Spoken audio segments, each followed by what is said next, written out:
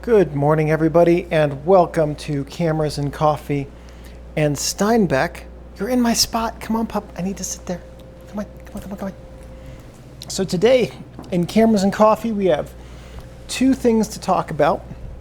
The first is that when the specs were released for the Canon EOS R5, the B&H website for it listed a runtime for 8K video of 20 minutes at room temperature, I think was how it was worded. And as has come out recently, there is an overheating problem with the cameras. The second one we're going to talk about is about the Olympus brand name. We'll get to that in a minute.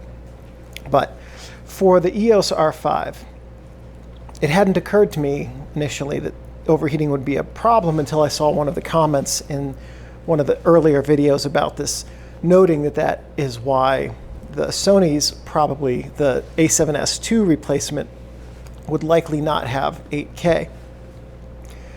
And that is, it's amazing how much heat is coming out of the sensor and the processor making 8K video. It is a ton of data. And hi, Steinbeck. And so the R5 doesn't have a fan in it, and they did that, of course, so that it could be weather sealed. If you put a fan in, your weather sealing goes out the window. So the camera is designed with a very clever way of dissipating heat. The chassis on the R5 is magnesium, which is a material that transmits heat very well, so it can take the heat from the computer and the sensor and dissipate it out through the camera body. And that's really one of the big things that they did and that they discussed in their announcement on it. And that I imagine is in addition to whatever other heat sinks and so forth they have in the camera. So if you are seriously looking at an R5, it is not going to be an 8K solution if you're going to be out there filming for 3, 6, 8 hours a day. If you're going to be outside in 90-degree heat, you're not going to get 20 minutes of 8K video. The camera will automatically shut off when it starts to overheat, which will be some shorter period of time than 20 minutes. And then the camera also has a cool down period before you can use it again. And then the ambient temperature will depend on, will have an effect on how long that cool down period is and how long the video can be after the cool down period ends. The cool down period on the camera is not super hot down to ambient temperature. It's super hot down to a safe operating temperature, and then the camera will heat up again as it's used, so you'll have a shorter second video burst. And there's a really good article that's linked in the description, and I think the summation in that article is better than I could have made. And the point is, the EOS R5 is not an 8K video camera. It's a 4K video camera that can be overclocked to 8K for short periods. So if you were thinking of the R5 as your 8K solution and you were planning on shooting all day, you can still use it as your 8K solution. You're just going to need like a dozen or two of them. So, at any rate, for the majority, what it's showing, this finding is showing is that for the majority of videographers and photographers who want to do video, the R6 is going to be a better option because it can still do 4K, and it's less expensive, and it seems to have less of an overheating issue than the R5 does. So, very interesting finding that the top-end camera is not, it's going to be a specialty niche camera for a handful of uses. It's not going to be the most practical solution for the most number of people. So that is the Canon news and some analysis about it. The next thing to talk about is Olympus again, and there's been just a lot of moving parts with this Olympus sale. A big one that came out over the weekend is that outside of corporate headquarters, there was no advanced knowledge of the sale. So a lot of the Olympus offices in America and the EU, pup, it's just the landscaper. Yes, it is. It's okay. A lot of the Olympus offices in America and the EU and others found out about the sale from the press release, which is kind of surprising to learn. It seems like at minimum they would have wanted to have alerted the heads of those divisions 24 hours ahead of time, or maybe a little bit more if they felt they could trust them. It does show that Olympus wanted to keep the news very closely guarded. And I suspect that would be, if I were in the position of the Olympus executives, it would have been a reaction to the previous instance where it was leaked that the Olympus camera division was up for sale, and then they had to backtrack it. So once bitten, twice shy. Were I an Olympus executive, I probably would have made the same decision to keep that very close and only have a handful of people know about it until the press release. It's impressive that they managed to keep that secret a second time, by the way. It means that the people who did know are really trustworthy. So it's really good when a company has people like that who they know that they can trust with sensitive information. Not great for people outside of the know, but really great for people who are in the know.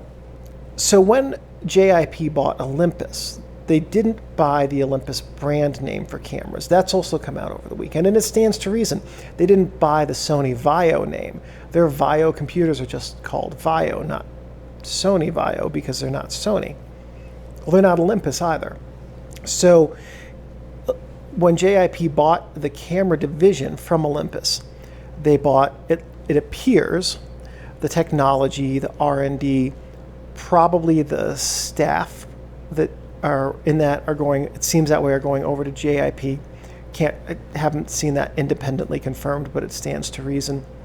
They also bought the OMD, Pen, and Zuiko names, but not Olympus. So future Olympus cameras will be branded, it sounds like the cameras will be branded OMD and Pen, and the lenses will be branded Zuiko. So yeah, the Olympus name won't be on the cameras, but Zuiko, Pen, and OMD, which stands for Olympus Digital, I think, or OM Digital, will at least have their DNA in the future cameras of this lineage. So I know it'll be sad to see the Olympus name go, but at least what was developed over all of these years will in some way live on as JIP continues to make the Olympus cameras, or the successor brand name to the Olympus lineage of cameras would be the best way to say it. How exactly they're going to name it, I don't know. They might not even know that yet. But if they've got the name Zuiko for the lenses, which stands to reason as that was always the name of the lenses, then it would be very easy to have OMD be the brand name and Pen be the series name, or to have two tiers of camera, the OMD and the Pen. We'll see how that plays out. If they do that with the two tiers of camera, then I don't know what brand name they will actually use, or if they'll have OMD and then like a number and Pen as a number. We'll see. We'll see what they're going to do with it. But ultimately, in terms of what they bought, in terms of for intellectual property, it appears that they got some of the good stuff and didn't get the one name that obviously they couldn't have, because Olympus is going to continue as a business, and it wouldn't make sense for them to sell their name to another company to use on cameras, because that would water down the brand that Olympus has and leave it outside of their control. So for those of you who are here watching because you are interested in future Olympus cameras, I'm still optimistic. There's a new lens roadmap that's come out. The three of the key trademarks were included in the deal.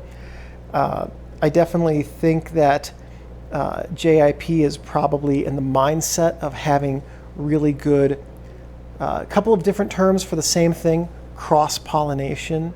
What's the one that begins with S? Synchro. Synergy. That's it. Synergies. Good cross-divisional synergies where they'll be able to cross-pollinate the technology and cross-market their different products in different sectors using combined brands. If you guys have never had the joy of working in a corporate office, well, the people are always really nice. That's the best part about working in a corporate office, is that you generally have good colleagues. At any rate, as an English major, when I hear business people, and especially people who have gone to executive MBA programs, use corporate jargon, I hear it differently than people who have been through those executive management programs do. And it's because I hear language differently. So I think when you hear executives speak in corporate jargon, what they're trying to do is take this. Everyone always has this nebulous ball of white thought in the back of their brains, and language is the means by which we communicate that nebulous ball of white thought so that other people can have that same idea, or at least as close as we can give it to them. And having gone through 7 years of specialized English language education, I see the connection between that and between language and communication differently than the majority of people. And so I tend to think that corporate jargon is the means by which people who have learned to use it communicate to try to most effectively have a common common vernacular so that concepts can be effectively communicated with each other. I'm not often a fan of the way that corporate jargon uses words incorrectly. So I don't mean to come off as making fun of corporate jargon and things like that.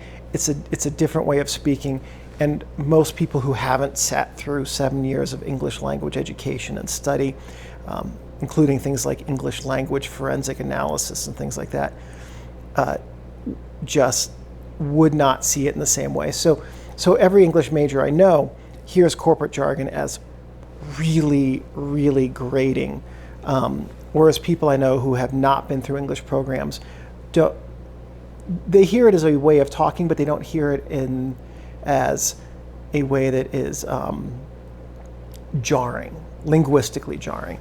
So anyway, that's just a really long explanation for what I realize in myself is a fairly visceral reaction to the type of corporate jargon that all of us hear almost every week. So at any rate, really optimistic about the future. I still am very optimistic about the future of Olympus cameras. And also, not related to Olympus, but we talked the other week about Sharp releasing a micro Four Thirds sensor 8K video camera, which means, of course, there is the potential for micro Four Thirds to be way, way, way more than the hobbyist format that it's perceived as. So for those of you who are all in on 4/3, and it is really nice to have those nice small cameras that still take very good photos. And there are some really good advantages to smaller sensor sizes and shorter flange focal distances.